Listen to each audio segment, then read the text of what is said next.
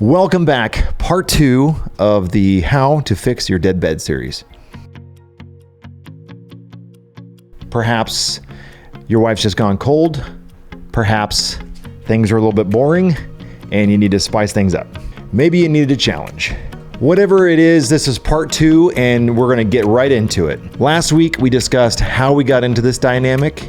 We covered outcome independence, decentralized command, removing the wife goggles, ego investments, and the anger phase. And whether or not it's time to fix this situation or to take it behind the barn and put it out of its misery, that's up to you. This week, we're going to give you a little bit more practical advice on the things you actually can do to make things better. And you generally will find on the quest to fix a dead bedroom or a sexless marriage that you will inadvertently fix a lot of other problems in your life. It's pretty typical for men to find themselves in a much better financial position. You're more assertive at your job, and just overall satisfaction with your life. We're going to discuss in this playlist the 3 pillars to integration. And these pillars are your mental pillar, your physical pillar, and your financial pillar. Now, these are in order of importance to the feminine, because the sexual marketplace dictates what is valuable and what is not valuable. A lot of times we project what we think is going to be valuable, but it's not actually what is really valuable to those around us. You see girls do this all the time. They lead with their achievements, their accolades, their travels, their degrees, as if it's some kind of flex. But as dudes, we all know we would much rather hit on that cute Starbucks barista. So it's much better if you place these in order or the way that the marketplace dictates, rather than what it should look like. And the mental pillar is by far the most important. You can be filthy rich, jacked, have all the 6s, and still end up with an amber turd in your bed. Just look at Brad Pitt, Tim Tebow, Will Smith, the list goes on and on. That's why we're going to spend a little bit of time getting our minds on. The huntsmen returned to the lake in the wood and with buckets, one by one, drained the lake. They find laying at the bottom of the lake a large, naked wild man with rusted iron skin and long, shaggy fur all over his body. Iron John. Now, the first step to integration is understanding the shadow. Through the years, we have overcorrected as a society and raised men to become defective women. Integrating the shadow is learning to close your third eye, to stop taking in external information like a black hole, digesting everybody else's wants, desires, and needs before making your own decisions. It's learning you don't owe anybody a better life. The huntsman drains the lake bucket by bucket, and this symbolizes the work men need to do to free that wild, hairy, unabashed, unashamed man that they've buried under the loads of obligations in their life. Remember, everybody hated Gideon until those damn Philistines needed their asses kicked. You need to be able to free the wild man. Iron Hans in this story also tells the young man, I am dangerous, but I won't harm you. Meekness is being capable of harm and choosing mercy, not being weak. So the first step to integration is to realize that you are a sexual creature. You were created by God with the hardware, the hormones, the nerves for the sole function of pleasure. That was not a bug. It was a feature. So don't be ashamed of your desires and your wants and your sexuality. Oh, all you want is sex. You're damn right, Becky. What's not to like? Wait, are you a nun? Did I somehow marry a nun? Agree and amplify is a great tool for when someone is trying to insult you because it shows them how stupid they sound when you reflect it back. You need to learn to be assertive and unapologetic about your desires. Desire drives and propels civilization. The Buddha didn't achieve jack squat, except for causing men to sit around and stare at their belly buttons all day. And it's your job as a captain to keep initiating. I know that this can be hard to hear because you're probably going to be a little bit angry and you have some resentment. But like we said in the last video, you got to push through that. And like I stated in the withholding video, if she turns you down, just take that energy elsewhere. Put it to good use. Transmutation. Use it in betterance of your side hustle, your business, or your appearance. And don't be concerned if she thinks you're pissy, because she knows you are. And she knows why. Women do not like overt communication. They need to feel it. But don't let anger and resentment stop you from initiating. Unless you're completely done and you need to put that thing behind the barn. You see, women need prostaglandin from you in order to feel desire. That's the male hormone found in your excretions. We're not going to get into that on YouTube. But if you'd like to join the men's group and get accountability, there's a link below to join the men's group. In the men's group, you'll have the freedom to talk about whatever you want to talk about. Men bond through oxytocin. It's the bonding hormone. For women, prostaglandin increases their natural desire. The more she has it, the more she wants it. So if you let anger stop you from initiating, she will literally dry up and use it as an excuse to leave. So don't expect her to be the adult in the situation. That's on you. If you wait for her, you're going to be waiting forever, my friend. Women do not want agency. If you are angry, then use that anger and just go caveman. Zug zug. Loktar Rigar. Don't eat crayons and don't push through resistance. Now, you don't have to have all 3 pillars at 100% before you can truly live your life. Start living it today. Make small goals that are attainable to achieve every week. Something like, this week I will not deer, defend, excuse, rationalize. The goal can be as easy as, I'm just going to get up at 5 o'clock every morning. Gradually, you'll start to habit stack, and those rules will become easier to follow once you make them into habits. So waking up at 5 a.m., then going to the gym, so on and so forth. Small habits are easier to attain than large, big, hairy, audacious goals. Just start with going to the gym at 5 a.m. 3 times a week. Now, if you have a hard time and you don't know where to start, or you need some accountability, then you can click the link below and join our membership program. Now, once you start going to the gym 3 times a week, you're going to expect sabotage. This is a strategy that's lizard brain for women. It's called mate guarding. So you'll start to notice that she's making pancakes a little more often, making those delicious cookies that you like so much, taking you to Costco to put on those frumpy clothes. I'm better than the cat. Come on. You're not responsible for how they feel about themselves, so don't worry about it. Because what's going to happen is that her lizard brain is going to think that you're moving on. And it may or it may not spur change on her side. That's up to her. Your ship is just chugging along, cruise speed. She can either get on board with the boat, but most time what happens is what Ryan Stone talks about, the 1,000-foot tow rope. You'll start to realize that your life is moving along, but you'll realize that back behind you, there's a 1,000-foot tow rope, and she's attached to that rope and you're dragging her along. Now, it's up for you to decide how long you want to drag that rope or you want to cut it. Remember, you have agency. And you're always going to get a much better outcome if you start living for your own personal benefit. The next step is you need to create an action plan. I've listed all the books below that are going to really help you with integration. Any question that you may have about lifestyle, you're going to find it in these books below. I get a little kickback when you click those links and buy them through Amazon. But I've placed those books in order of importance. If you want to improve your life, it's going to take work. No one's here to save you. Those books will go through the mental, the physical, and the financial pillars. Now, I'm going to cover the physical pillar a little more in the next video, next week. Now, hypergamy is easier satisfied if you're the primary breadwinner. But if you're not, and she makes as much money as you or more, then you're really going to have to step up in the other 2 pillars. Either way, if you live as if your wife is dead, that's going to do a lot to hold the frame. Do as much adulting as you can. When you're finished with the dish, you just rinse it, put it right away. When you shave, clean up the sink. Clean the toilet when you leave a mess. I call this zero impact. I want her to know that I can do this on my own. This once again falls under the umbrella of just to be attractive. Don't be unattractive. It's really that simple and that difficult. Agency.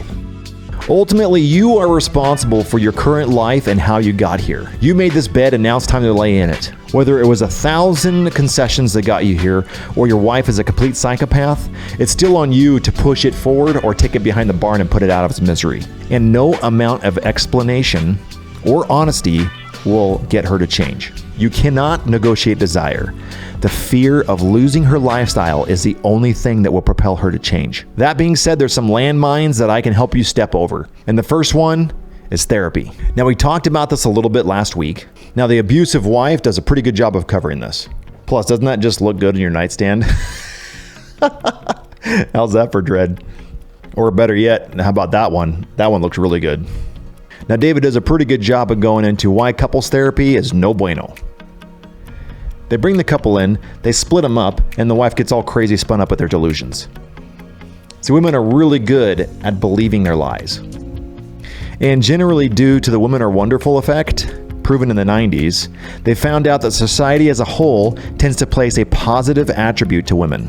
And there's a far greater bias when it comes to women. And you'll see this, how women will stand up for each other even though they have completely terrible behavior. I mean, you can test this out for yourself. Just Google, "Help, my wife is yelling at me." And you'll get all kinds of results that talk about, "What'd you do?" And all kinds of suggestions about the things that you should change. But if you Google, "Help, my husband's yelling at me," well, then you'll find a bunch of resources to get him removed from the house. And due to this bias, the therapist generally turns the husband into a singing, dancing monkey. Well, if you just made her feel more safe. Well, if you communicate more, you need to start a gratitude journal. Have you tried meditation? None of that will stop her from having a victim mentality. If she wants to stay in victim mentality, she'll stay in there. And like I said before, therapy is incentivized to label you with a disorder because they cannot bill your insurance unless they label you with a disorder. And the worst thing that it does is it replaces you as the authority in the relationship. Just like in a marriage where they replace God with the state. Now, instead of you having direct access, you have to go through the third party. So what ultimately happens is you get replaced as your authority. You're giving your frame to somebody else, making them the captain of the ship. And one man's crazy testimony is that him and his wife went to therapy to work things out. And the therapist ends up putting the man on SSRIs because he was an anxious avoidant and depressed, only later for him to find out that she was sleeping with a therapist, she left him and divorced him, and then used the fact that he was on SSRIs to take the children from him. We didn't sink it.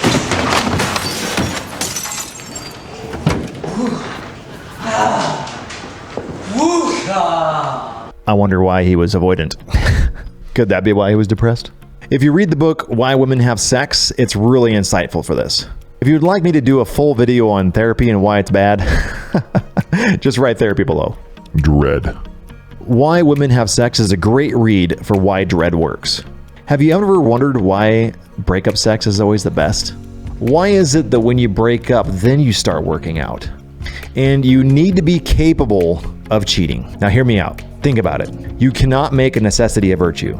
If you are low value as a man, unattractive, and no woman finds you attractive, are you really faithful? Essentially, it becomes cope. The two books by Esther Perel are pretty good reads. And we've all seen it. When we're dating, the woman is trying to qualify for your selection. Women gatekeep sexuality. Men gatekeep the relationship. You've got to treat it like she's got first crack at your libido, but it doesn't belong to her, especially if she's going to devalue it. You have to bring back that uncertainty where she had to qualify for your fidelity. Part of marriage is the vows to have and to hold, but people forget that. People are real quick to shame people for the unfaithful part, but not for the other half. Why is that? There ought to be a stigma around that. It should be a shame. One of the first steps towards the 1,000 concessions in the betaization process is to stop you from doing your hobbies. Because hey, wanting is free. And women hate when you're comfortable because you're not making her life better in that moment. You could be doing things that are going to make her life better. And wanting is free. They want that ship at constant cruise speed, just chugging away. And they will absolutely push until you push back. They want to know that you have a spine. If you won't step up to them, you're not going to step up to anybody. They will use our innate sense of obligation and wield it like a cudgel to bludgeon you with shame For not spending time with the kids. You need to sit down with me. But you cannot give from an empty cup. It's important to put your priorities first. Now, if you're in the church, your wife or yourself could be suffering from martyrdom syndrome. It's where you're identifying as a martyr. It's having your identity wrapped up in servitude, and it's not healthy. Remember that even Jesus himself needed to get away from people for a while. Staying in that martyrdom or victim mentality is like shoving a balloon underwater and holding it down there. Eventually, it's gonna pop up, and when it does, it's ugly. Generally, men will end up using cope like corn, the football game, alcohol, many other copes besides putting in the hard work to fix their lives, to do the hard thing, to say the hard thing, to ruffle some feathers, to kick the hornet's nest. But women will not suffer boredom. And trust me, if you kick the hornet's nest, it's not going to be boring. You need to feel something besides servitude. No More Mr. Nice Guy, linked below, is the first book that you should read. He goes into depth on how to break that habit. When implementing dread, it's best to just not text except for logistics, groceries, on my way home, things like that. Match your energy but give back even less. The 3-to-1 rule comes in. For every 3 things that she does for you, return it with 1. The idea is that by working on your purpose, you're removing her as the primary focus and she will feel it. She may start to wonder why you're straightening up and start paddling her own canoe. And even if she doesn't come along, you're in a better position to replace her. Remember, thirst is the worst, and when you chase, you repel. I don't make the rules here, remember that. This is just what women respond to. So if they don't like it, it's on them to change their behavior. This is what works. When implementing dread, also reward good behavior. Do not reward bad behavior with deering or arguing. Take it from me, I've had a lot of practice with this. I've been married for over 15 years and I have 5 kids. This stuff is great also for your children. Because remember, when you argue with your wife, you're basically arguing with an older teenager, the oldest, most responsible teenager in the house. We've all been there in an argument. You know how it goes. Deny, attack, reverse victim order. They grow old, but they never grow up. Babe, I just want to let you know that you really let me down. Do you have any idea how that makes me feel? That's the old Uno reverse card right there. Guilt, shame, and the need to be right. That's the only thing you're going to get when you argue. You know that she knows deep down what you expect from her. Most likely you've already communicated multiple times. You may have even written it down for her. And if she starts acting up for some reason, Bill, are you gonna sit in that chair and watch TV all day? just agree and amplify. Yep, I may be here all night. You might want to give me a bedpan. If she escalates and keeps it up, you might throw the yellow card. That's enough, babe. If she continues, pull the red card and remove yourself from the situation. Go to get a drink at the old bar. Sit in your car, read one of these books. Attention is a coin of the realm for women, so just remove your attention. Arguing only rewards bad behavior. If you remove yourself, now you're not rewarding bad behavior. And if she gives you the silent treatment, congratulations, you got some peace and quiet for a while. In these times, you can find a hobby and stick with it. Bonus points if you can monetize it. Even if your hobby is gaming, like live streaming or something, bless her with the gift of missing you. These are all examples of covert dread. This is my favorite way to implement dread and bringing genuine desire back into the relationship. The other side of this is overt dread, which I'm not a fan of. That's the nuclear option. Crayon eaters will like flirt with the waitress. Look at that butt. And these will actually lower your value in her eyes. Screw me or screw you. That statement is a display of helplessness in the situation, and the best you're going to get is obligatory compliance. Basically starfish sex. Fun note on that, if you're getting that and she's detaching, she forgets that she's supposed to enjoy this also. When that moment hits, just roll over. This isn't working. Women hate the idea that she's not there to please you, so that'll really usually spark things up. And once again, she'll start to try to qualify for your approval. And if you really just need to get it out of your system, just caveman it. Just go to town. Don't forget that your responsibility is to lead in the bedroom. Once again, I hope you've got something from this video. If you did, like and subscribe. I've got all my links to the books below. Linked below, I've got our private men's group where we can say whatever we want to say. Iron sharpens iron. We can ask each other questions. And I'll be releasing a video on that private channel once a month and answering your questions. And once again,